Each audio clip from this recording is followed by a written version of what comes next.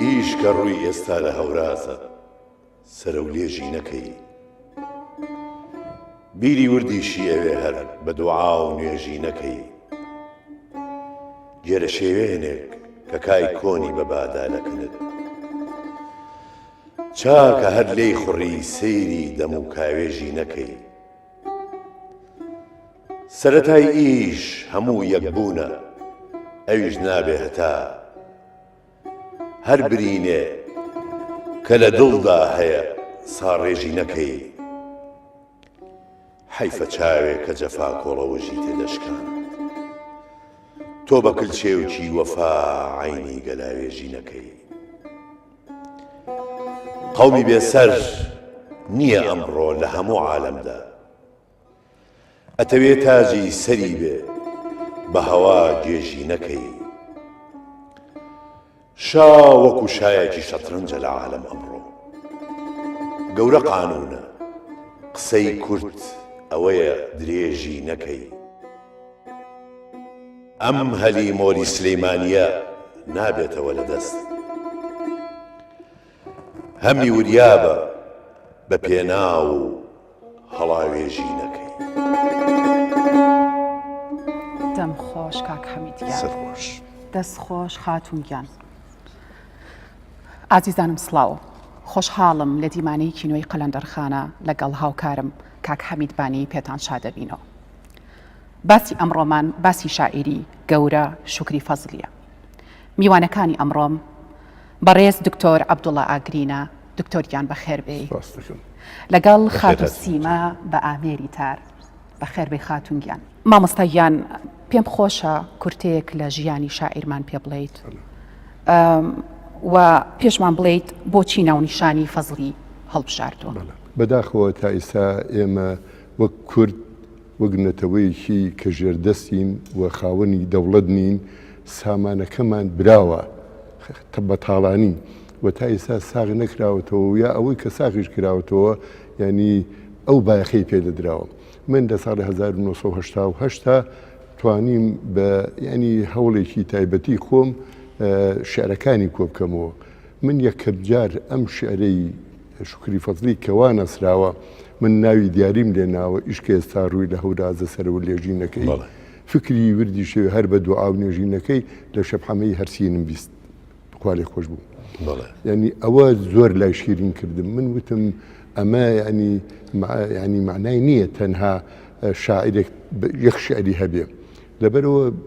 سەر و سۆراقم کرد لە ڕێی مامۆستا حەمبۆرەوە کە خەمخۆرێکی کۆکەرەوەی سامان و بەڕێکسی کەلتوری کوردیە و لە ڕێگای قاراغاوە قاراغای حاجی سایەغای مامی شەماڵ حەکیم و جەمال حەکیموان کۆمەڵێ هینم دەستکەوت معلوماتم دەستکەوت بە کورتی یەکەم دەربارەی ژیانی بدوێم دووهەم ئایا ئەمە کوردە یا عەرەبە هەرچەندە من مەسەلەی کوردیا عەرەبە وەکو ڕێگەسپەرستێک یا وەکو با بڵێن شۆڤێنیەک یا بیرتەکسێک بیر ناکەمەوە ئەمێ ساکرێتەوە پێویست هەروەها زانیاری لەبارەی ئەوەی ئایا لەکوێ لەدایک بووم ئەم شاعرە کە ئەو کەلتورە گەورەی بۆ بەجێشین چۆن مامۆستا هەردی دیوانێکی بچووکە بەڵام ینی ناوبانی و ناوی هەرماوە ئەمیش بەو چەند شعرەی توانێتی لە مێژووی ئەدەبی کوردیا و لە دنیای سیاسەتی کوردیشتا جێگای خۆی بکات بەڵێ مامۆستا من ئەمێ شتێک لەسەر ئەوە بڵێم پرۆفیسۆر ماروف خەزنەدار لە مێژووی ئەدەبی کوردیاڵێ گەر شوکری فەزلی تەنها ئەو شعری هەبووە هیچ کە ڕووی ئێستا لە هەورازە سەر و لێژینەکەی ئەوە دەکرا بڵێ شاعیرێکی گەورەی کوردە گەر بە تەنیا ئەو شعرە ئەمە قسەی مامۆستاوەزام خەزنەدارە مامۆستا ماروف خەزنەدار و ئەوە ڕێی خۆیەتی و ڕێیەکی ماقولیشە بەڵام ئێمە ئەڵێن هەموو شعرەکانی لە بواری سیاسەتە لە بواری دڵداری و خۆشەویستیە کە ئەتوانی نەگەر بکرێ کۆپلەیە چەند کۆپلەیەکی و لە بواری هەجووە لەگەڵ شێخ ڕەزای تاڵەبانیە کە شێخ ڕەزای تاڵەبانی یەکێکە لەو شاعیرانەی بە پێی ئەوەی کە دکتۆر محەممەد نووری عارف قوتابی بووە لە تاران و ئەڵێ مامۆستای ئەدەبی مامۆستای ئەدەبیەکەم و کە شعرەکانی شێخ ماوەتی وتێتی ئێوە خاوەنی ئەم شاعرن ئەم شعرن ئەمە لە دنیای ئەدەبی جیهانیە دەگمەنە ئەنجا ئەو هاتۆ لەگەڵەوە منافەسەی کردو ینی لە سێ بوارە شوخری فەزلی هەیەی اینجا ئەوەی کە هەیە مەسەلەی کوردبوونی دووە لەدایک بووە ینی قسە زۆرە مەسەلا عەلی کەمال باپیر ئەڵێ لە کەرکووک لەدایک بووە عەبدوڵڵا جوبوری ئەڵێ نەخێر لە بەغا لەدایک بوو لە گەڕێکی فەزل لە بەغا ئەنجا هەتا ئەو لەقەبی فەزلە گوایە بۆ ئەوێ ئەگەڕێ فەزڵەوە هەیە ئەڵێ ینی هینەکان زۆرە بۆ چوونەکان لەوانە عەبدوڵڵا جوبوریە لەوانە مامۆستا حەمەدبور ئەڵێ باوکی کوردە و دایشی عەرەبە و خەڵکی جێشانی ئەم شاری سلێمانیە و هەروەها کاغەفوری میرزاکەریمش ئەڵێ باوکی کوردە و دایکی عەرەبە ڕۆفائیل بەطی ئەمە کابرایشی عەرەب و ئینسانێکی ینی بە ئینسافە ئەو ئەڵێ ئەمە سەر بە خێزانێکی کوردی و ئەوە ژوای لێ کردو کە شعر بە کوردی بڵێ و لە دنیا ئەدەبی کوردیا ڕنگ باتەوە بێجەر سۆن بۆ ئەمە ژێکێکە لەوانەی کە لە ئەدەبی کوردی و زمانی کوردی و دنیای کوردیا نزیکە ئەڵێ ئەو کوردە و بۆیە بە کوردی ئەو شعرانەی داناوە پێم وایە ڕایەکی دکتۆر کەمال مەزهەریش هەیە لەسەر ئەوەی باسی ئەوژەکەم خێرەدین زەرگەلی ئەڵێ لە فەرەنگاڵێ ئەدیبێکی عراقی و لە بەغدا لەدایک بووە دایکی عەرەب و باوکی کوردە هەروەها بەڕەشەڵک کوردە ئەوەی کە کاک دکتۆر کەمال مەسەر باسیەکە ینی من لەگەڵ ئەو ڕێیام ئەوە شمسا کردوێتەوە من ساغم کردوێتەوە لەو کتێباکە لە ساڵی 1970 دەرم کردووە کە کوردە ینی بە بەڵگەوە بە بەڵگەی زۆر سەلمێنەرەوە بەڵام ئەو قسەی کاک دکتۆر کەمال مەسەرم زۆر پێخۆشەکە ئەڵێ ئەگەر ئەم شوکری فەزلێ کورد بێ و ئەو هەموو بەرهەمە جوانەی پێشکەش بە ئەدەبی کوردی و بە سیاسەتی دنیا سیاسەتی کوردی و کۆمەڵاتی کوردی کردبێ ڕۆشنبیری کوردی کردبێ ئەوە زۆر زۆر خۆشە و شانازێ خۆ ئەگەر عەرەبێ زۆر زیاتر کەسێکی عەرەب بتوانێت ئەمەی خزمەتی ئەدەبی کوردی بڵێ ئەگەر خەندەخان شعرێکمان بۆ بخوێنێتەوە بەڵێ پێم خۆشە شعرێک بخوێنمەوە و دوجاریش حەز ئەەکەم دکتۆر ئەگەر باسی ئەو شعرەمان بۆ بکەیت باسی زمانی شعری شاعریشمان بۆ بکەیت بەڵێ گەر خات و سیما هاوکارم بێ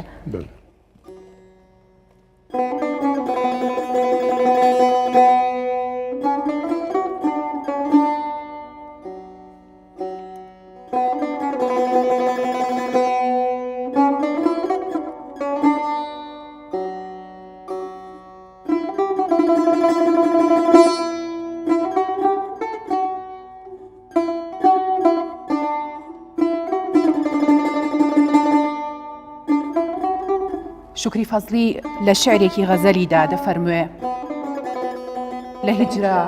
ڕۆژ و شەو عاشق خەریکی ناڵەی زارە پەرێشان حاڵە قوربان عاجز و غەمبار بیمار شیفان با ماچی لێوت قەتمیە ئێستاکە دڵ چونکە بە نووکی خەنجەری موژگانی خوێن ڕێژت بریندارە بنازم وردە غەمزەی چاوی مەستت ئەی کەمان ئەبرۆ کەوا بۆ کوشتنی عاشق عەجەب تیرێکی خوێن خوار ئەگەر بۆ سەیدی مرغی دڵ نەبێ کاکۆڵی موشکیلت لەبەرچی هەروەها چین چین و پێچاو پێچ و هەم خوار لە چینی پەرچەمی تۆدا سەباست هاتە سەفحەی باخ مەگەر سەرمەستە قوربان بۆیەوە ئاهیستە ڕەفتار بۆ کوشتن شادە بمێستا بەشەر پێگەر بەجێ بێڵی لە دڵدا خەنجەرێ بۆ یادگار ئەو شوخە غەدار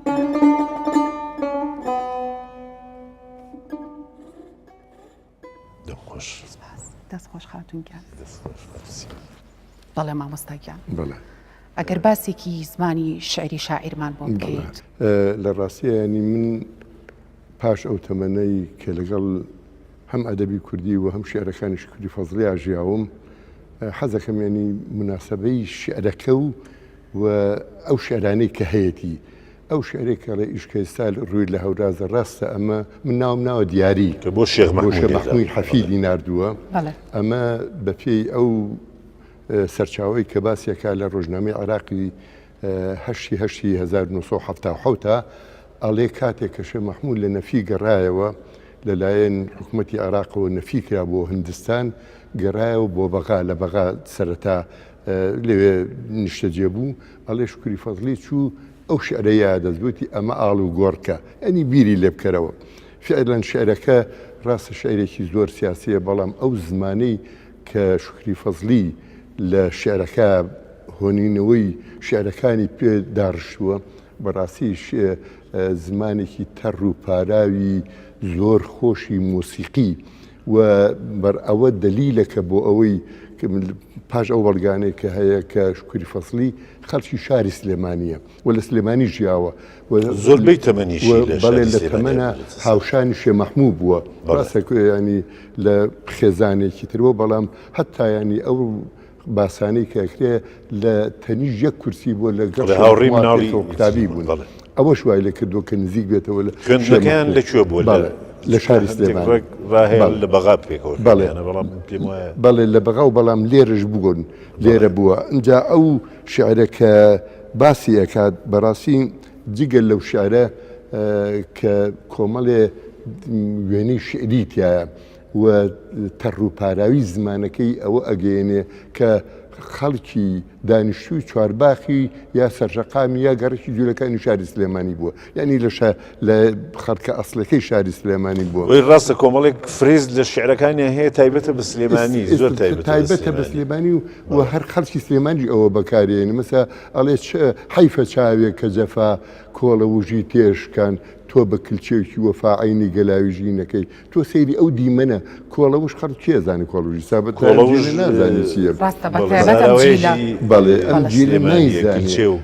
ئەو کاتەیە کە لە شاری سلێمانی لە نان کراوە بە کۆمەڵ و بەهرەوەزی لەسەردن ئەو دارەی کە ئاگرەکەی پێتەگرا و کۆڵەوژی پێوترا ئەڵێ تۆ بەو چاوێک کە جەفا و ئەشی بە دیارتۆ و ئازاری بە دیارتۆ کێشاوە تۆ حیفە ینی بە وەفا بە کلچێکی وەفا هەتا ئێستا کلچێک لەوانەیە نەزان چییە بە کلچێکی وەفا ئایدی گەلاوێژی نەکەی ئەم تەعبیرە جوانە ئەم دیمەنە ئەم وێنە شعریە بەڕاستی لە کەسێکی هەڵکەوتووی هونەرمەندی بەتوانە ئەشێت ئەنجا هەر ئەوە نییە ئەو شارەی بەڵکو من دەغەزەلیم دۆزیوەتەوە دەغەزەلەکان بەڕاستی هەمووی دڵداری و خۆشەویستی و عەشقە یعنی سۆزی دڵداری سۆزی عەشق سۆزی خۆشەویستی لێ ئەبارێ ینی تۆ وا تەسەورەکەی ئەم شاعیرە یعنی لە تەمەنی هەرزەییەیە بەسەر کیژێکی جوانە کە بەبەر دەمیا تێپەڕێ دڵی ڕاتەچێنێ و ڕێگەکانی دڵی بەلای خوا ڕاکێشێ و هەستی ئەو ڕژێنێ بەو شێوەیە وتێتی مەسا لە غەزەلی یەکەمە کە من جاجگەلەوە حەزەکەم وەش بڵێم کە ئەو پێنج قشتێکی هەیە لەسەر شعری مستەفا بەگی کوردی و هەروە شێخ حەسیب ئەم شعری بەڵێ پێنج قشتێکی هەیە لەسەر ئەو جگە لەوە دوو تەرجیعبەنی هەیە حەزەکەم ئەگەر مەجال هەبێ دوایی بیخوێن ئەو تەرجیعبەنم هەجووە چوارە من لەبەر حاڵەتێکی تایبەت دووی لەگەر شێخ ڕەزایە دوویم بڵاو کردەوە ئەوی تریان لەبەر حاڵەتێکی تایبەتی بڵاوم نەکردەوە دا ئەم ساونە ئێستاژ نامەوێت بڵاو بکرێتەوە کە بۆ لای من نەختێ قورسی تایە لە شعرەکە لە لە غەزەلێکیا لەو غەزەلەیە کە ئەڵێت بەم شێوەیە باسەکە یعنی تۆ بزانە ئەم زمانە زمانێکی تەڕ و پارا و چ ڕۆمانسیەتە چ مامۆستا مۆسیقایەکی زۆر جوانیشی تایە بەڵێ لەگەڵ ئەوەشا ناوەڕۆکەکەشی پاراستووە بەڵام مۆسیقایەکی زۆر جوان لە شارەکانی خۆی یەکێ لەو حاڵەتانەی لای من هەر شعرێ مەزنی شعر و نەمری شعر یا بڵێن زیندوێتی شعر ئەوەیە کە چەند ئاوازی هەڵگرێ چەند گۆرانی بێژێ یا چەند گوێیندەیە بتوانانی بێڵ ئەم شعرانەی شکری فەزلی لەو بابەتەن ئەسا ئەم شعرێک هێڵێ من هەمووی لەبەر کاتین ناکەم ئەڵێم مامۆستاگیان پێمان خۆشە بەڵێ بەم شێوێڵێن بۆ کوشتنی شەیدایان هەر لەحزە مهەیایە ئەی دڵ حەزەری لێکە بێخەوف و محەبایە وا مەستە ئەڵێن چاوی بێبینە چ هوشیارە بۆ سەیدی دڵی عاشق تیری لە کەماندایە تۆ سەیری ئەو وێنێ ئەلێ بێ چاوی بێبینە ینی وەکو بڵێ بینایی نییە شوێرە بەڵام لە ئاسی بەڵام هوشیارە بە هەست لەگەڵ خۆشەویستەکە و لەگەڵ ئاشەکەیەتی نەفعی چییە ئەم ڕۆحە هەر لەحزە ئەگەر ئەیکەم قوربانی قەد و باڵای ئەو دولبەر و ڕعنایە ینی ئەمە یەکێکە لەو شعرانەی کە بەڕاستی بەلای منەوە ڕەدی ئەوانە ئادراتەوە کە پیان وایە کە شکری فەزلی هەر شعرێکی سیاسی وتۆ و ئەو شعرە سیاسیەی بۆ شێمەحموو و وشک و برنگ هەرە ڕئیشکە ڕووی لە هەورازەکە تۆ هەورازە بینی لە خۆتەوە قەت دڵداری و عەشق و خۆشەویستی بە بیرە نایەت وازانیە چێ بۆ شەر سەرەکەوێ ئەو هەورازە و بە هەورازەکە تێپەڕێ و خەبات و تێکۆشانێکی با بڵێن پراکتیکیانەی سیاسی و تێکۆشانێکی شۆڕژێرانەیە بەڵام تۆرە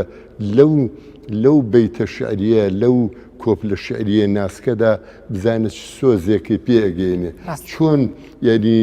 بارانی خۆشەویستی و عەشقی بەسەرا ئەبارێنێ ڕۆحت ئەشواتەوە ینی ڕۆحت بەڕاستی ئارام دکتۆر شکری فەزلی بێگومان هەر بە حکمی ژیانی و بە حکمی دایک و باوکی کە توانیوتی زمانێکی عەرەبی زۆر باشی زانیوە فارسیەکی باشی زانیوە بە هەردوو زمانەکەش شعری نووسیوە جگە لە زمانی کوردی ئەمە کارێکیشی کردووە کە ئەم بتوانێت وەکو ڕۆژنامە نووسێک بە زمانی عەرەبی و بە کوردیش کاری کردووە ئەگەر بەشێک لەو مێژووی وەکو ڕۆژنامە نووس بەشێک لە مێژووی شکری فەزلیمان بۆ باس بکەیت بە تایبەتی کە لەگەڵ هەندێک کەسی ئینگلیز وەکو وایت ویتمان و ئەمانە کاری کردووە تیبیسۆن بەڵێ شکری فەزلی پاش ئەوەی کە تەبەن بە پێیەکێ لەو هینە عەبڵاج بووری کاڵێ ئەڵێ ئەگەر کوردیش بێ سەقافەتەکەی عەرەبی بۆ زۆر لە بەقاژیاوە و من ینی هیچ پێم شەرم نییە یا پێشم نەنگ نییە ئەگەر دایکی عەرەب بوو بێ بەڵام من سەلمانومە چونکە خاڵوانی لەم جێشانەیە خاڵوانی ئەگەر کورد بێ حتمەن دایکیشی کووردە وانە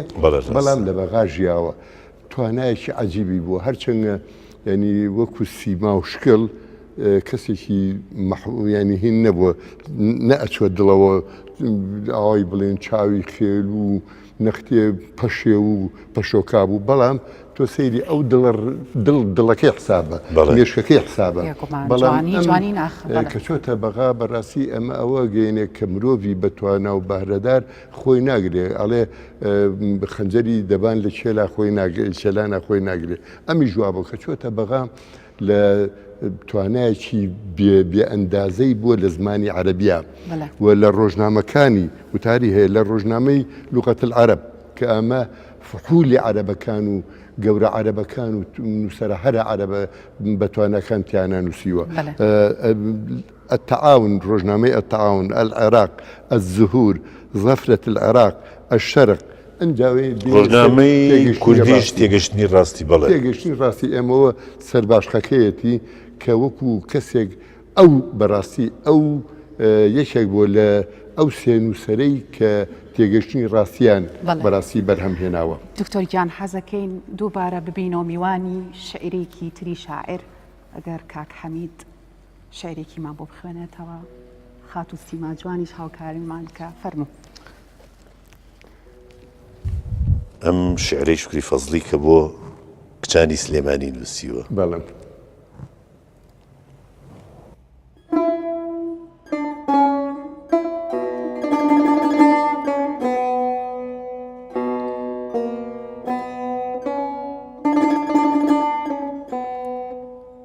وا دڵبەری ئەم شارە هەموو ماهجەبینن، یەغماگەری هۆش و خیرەد و ڕەهزەنی دینن، سیمین زەقەن و گوڵبەدەنن کەپکی خەرامن، هەم ڕاحەتی جان و دڵی عوشاقی حەزینن، في الجملة وەکو تازە نیهالی ئیرەمن هەم، وەک لالەی خولد و گوڵی فیردەوسی بەرینن، ئاهو ڕەوشن تاوسی زەڕین پەڕووباڵن، ئەم دەستە مەلایەک سیفەت و شەهرنشینن، هەر یەک کە بەدوو نێرگزی جادوو لە فسووندا، باعث بە هەوا و کەشمەکەشی ڕووی زەمینن، ڕووغونجەی لالەن وەکو غیلمانی بەهەشتن، با ناز و گریشمە هەموو وەک حور جەبینن. دەمخۆش کاک حەمیدجان، دەست خۆش هاتوونگیان. دکتۆر گیان لەبەر ئەوەی ماوەی بەرنامەکە ئەوەنە نییە، ئێمە بەڕاستی ئەمانوێ یەکێک لە لایەنە گەورەکانی ژیانی شکری فەزلی ئەو شعری هەجوانەیە کە لە بەرامبەر شێخ ڕەزای تاڵەبانی نووسیوێتی، ئەمانوێ بەشێک لەو بارەیەوە بدوێن کە بشێ بۆ ئێرە. بەڵێ بشێ بۆ ئێرە، مەسەرەن بۆ نمونە ئەو شعرەی کە شێخ ڕەزا کە هەر بە لەهجەی بە شێوە زمانی سنەیی بۆی نووسیوە، ئەویش ئەڵێ تۆش لە من بووجی وە شاعر ئەی حەرامزادەی سنە، بووچە شانە ناخەفێنی مەسرەفی چەس ئەیتنە. بەڵام من ئەمێ یەک نەخ دەگەر بە خێرایی باسیەوە بکەم، من خۆم ئێستا کار لەسەر ئەوە کەم ئەدەبی شەرم، ئەدەبی شەرم لای ئێمە بۆ بەعیبە تا ئیسا شاراوەتەوە لای کورد و مێژووی ئەدەبی کوردی و دنیای ئەدەبی کوردی کەلێنێکی زۆر گەورە و دەلاقەیەکی زۆر گەورەی تیا، ینی حەقە هەموو لایەکمان هەوڵ بین پڕی بکەینەوە ئەوە دەبێت. مەسەلا ئەو شعرە هەجوانەی کە شێخ ڕەزا لەگەڵ با بڵێن شووری فەزلیا بۆ، ینی تا ئیساش خەڵک پێ عیبە لە مەجلیسا باسی بکە، بۆ عیب بێ ئەو توێتی وە چێژیشی هەیە و بەڕاستی خۆ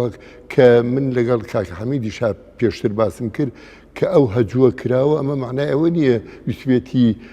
کەسایەتی شێخ ڕەزایە کەسایەتی شکری فەزلی بشکێنێ بیڕوخێنێ هەنجینیکە نا، ینی یەکێک لە خەسرەتەکانی هەجوو ئەوەیە کە ئەو شاعرە یا ئەو لانە دەری ئەخا کە توانای هونەری هەیە. دکتۆر گیان بێگومان دوجار هونەریش ئاوێنی ژیانە و لە ژیانیشە ئەو دوو چەمکە هەیە و بەڕای منیش ینی بەڕاستی پێویستە ئەو شتانش باس بکرێ و ئەو شەرمەنە پێم وایە ئەو شعرانە ئەبن بە توحفەیەک لە ئەدەبی کوردیا، بەڵێ چونکە زۆر زۆر تایبەتن. بەڵێ اینجا لەبەرەوە من خۆم ئیسا کار لەسەرەوە کە مەسەلا ئیسا پێشتری شەر باسم کرد، مەساز لای هەندێک ئێستا ینی کەسوکاری کوڕ شانازەیە کابەوەی کە نامەیەکی شعری بۆ خۆشەویستەکەی کیژێکی جوان نردبێ، بەڵام کەسوکاری کیژەکە و کیژەکە پێی شەرمە ئەو نامەیە کە لە دڵیە هەڵقوڵاوە و هەست و سۆزێکی خۆشەویستی و عەشقە بۆ مسا خۆشەویستەکەی نردێ بۆ ئەو کوڕی نردێ کە خۆشەوێ پێی عیبە بڵاو بێتەوە. ئێمە پێویستە لە سەرمان بەڕاستی ئەم ئەدەبی شەرمە ینی بشێنین و ڕوو بڕوخێنین. من خۆم بەڕاستی لە خۆم و دەستم کردەوە بەڕەچەشێنی ئەو ڕێبازە، بەڵام ئەمە یەکێکە لەو تەرجیعبەندانەی کە شێخ ڕەزا چوارە وەکو عەرزم کردن، ینی پێی ئەبێ ڕاستە وشەی تیا، بەڵام ئەو بۆچی ئەمەی نووسیوە بۆ ئەوەی کە هەموو لاکمان جۆمان لێبێنی ئەبێ ینی شەرمشکێن بین لە بڕۆەوە، ینی بە لایەنە سلبێ بێ ئەدەبیەکەی خوانەخواستە نەنیەکەی باسی نەکەین، ئەوە ئەدەبێکی و هونەرێکی بەرزە ئەبێ باسی بکەین. ینی ئەمە بەڕاستی من ها حەزەکەم ینی ئەو ئەدەبی با بڵێن ئەدەبی شەرمنە بشکێت لە ناو ئەدەبی کوردیاوە. ئێمە چی هەیە وەکو واقعەوە بتوێتی. بەڵێ ڕاست دکتۆر گیان، ئێمە پرسیارێکمانەیە لەسەرەوەی کە شکری فەزلی پیاوێک بووە ژنی نەهێناوە، لەسەر ئەوە مابزان مامۆستا حەمەبۆر ئەڵێ لە زمانی خوشکەکەی بەدیعەی خوشکیەوە باسی ئەکە هۆکاری ژن نەهێنانەکەی چی بووە هینی شکری فەزلی. بەڵێ من پێم وایە ینی ژنەهێنانەکەی ئەو یەکەم بەڕاستی تەمەنی تێپەڕی دووهەم ئەم گوێزەیە لە سلێمانیەوە بۆ بەغاو هاتنەوەی بۆ ئێرە و جێنەبوونەوەی جێی نەبووتەوە لە هەموو شوێنێک بڵێن لە گەنجیشە تووشی نەخۆشی سیل بووە ئەم بەڵێ نەخۆشی خۆشی بەڕاستی سیمای ئەو سیمایەکی ینی هینی نەبووە نیجوان ئەوە لەو گرنگ نیە بەڵام ئەو نەخۆشیە فعلەنکاری تێکردووە کە مەسلەی خێزان پێویستی بەوەیە کە تۆ پەروەردەی کەیت و بەخێوی کەیت و ژیانی شکۆمەندی بۆ بڕەخسێنی ئەو توانایی نەبوو بەخوا ڕانەپەرمووە ینی بەڵام کەسێ بووە بەڕاستی تەوەجوهێکی زۆر کۆمەڵایەتی دروست و ڕاستی بووە. زۆر سپاس دکتۆر گیان زۆر سپاس خات و سیما خۆشەویستان لێرەدا هاتینە کۆتایی بەرنامەی قەلەندەرخانە هیوادارین کاتێکی خۆشتان لەگەڵا بێتە سەر لە کۆتایی بەرنامەکە زۆر سپاسی مامۆستا و دکتۆر مامۆستا عەبدوڵڵا ئاگدینەکەین بەداخۆی بە حەقی خۆشی بینی و جەنابتان ڕازی بکەین بە دەستەکانە خۆش بێت دکتۆر گیان زۆر سپاس بۆ حەقان بە بەرنامەیەکی وە وەبزانم کاتێکی زۆرمان پێویستە زۆر سپاس بۆ ئامادەبوونت زۆر سپاس بۆ ئامادەبوونی سیماخان و دەست و پەنجە زێڕینەکەی خۆشەویستان ئێستاش بەرنامەی قەلەندەرخانە کۆتایی دێنین بە یەکێک لەو شعرانی شکوری فەزلی کە کراوە بە گۆرانی لەلایەن خەندەخانەوە فەرموو زۆر سپاس کاک حەمیدگیان بەقامەت سەروی بوستانە بەڕوخ وەک ماهی تابانە عەقیقی لێوی عیسابم ئەمیری جەمعی خوبانە بەگەردن ئاهوی چینە بەکاکۆ خاڵی موشکی لە ئەسڵی ئادەمە ئەمما لە جوملەی حور و غیلمانە عەجایب موعجیزێکم دی عەجایب موعجیزێکم دی لباغي حسني جانانا لسر برقي قولي أحمر بنفشة زار وريحانا لسر برقي قولي أحمر بنفشة زار وريحانا